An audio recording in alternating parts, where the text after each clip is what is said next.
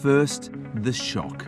A major new report has highlighted the huge gender pay gap. Australians can find out just how big the gap is. Airlines, banks and mining companies named and shamed. Now, the impact. That could be starting to drive some investment decisions. I'm hopeful with this sorts of data available that will get more attention from companies. We do take these issues into account.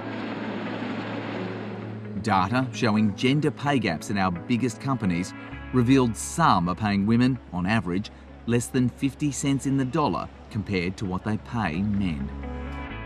Governments and superannuation funds say they'll consider the figures when making decisions about where to invest and which suppliers to use. Having it available enables us to really compare certain companies against their competitors and across the industry as a whole. Hester manages almost $80 billion worth of assets on behalf of more than 1 million members.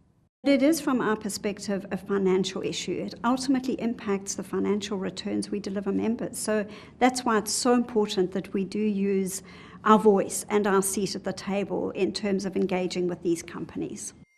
The nation's biggest fund has used AGMs to vote against listed companies that had no female board members, and then firms that had only one. It's led to a dramatic fall in male-only boards. How can it be that as a society we pay more money to men and less money to women? It's appalling on a whole range of fronts. It's not acceptable. Each of us has to step up, act more quickly. In a statement, Australian Super says gender diversity is a high priority governance issue and a regular part of the conversations we have with companies we invest in. Companies with large gender pay gaps can expect to be engaged in a conversation about how to improve, or else. Because when governments and massive investors talk about what's important to them, companies listen. There's nothing concrete yet, but the Finance Minister is working on new procurement guidelines.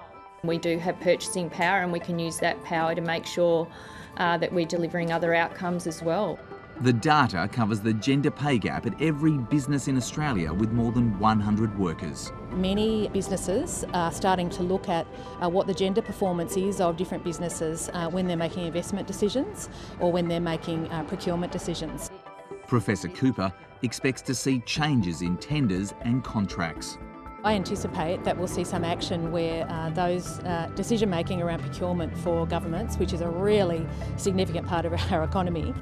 Like all social change, it's going to start with some tough conversations. Australia's enormous super funds have leverage over where they invest, and they're going to use it. We believe in being aligned with partners who understand our members, understand us, and understand the best way to deliver good, strong financial outcomes. Businesses that haven't paid attention until now will need to mind the gap.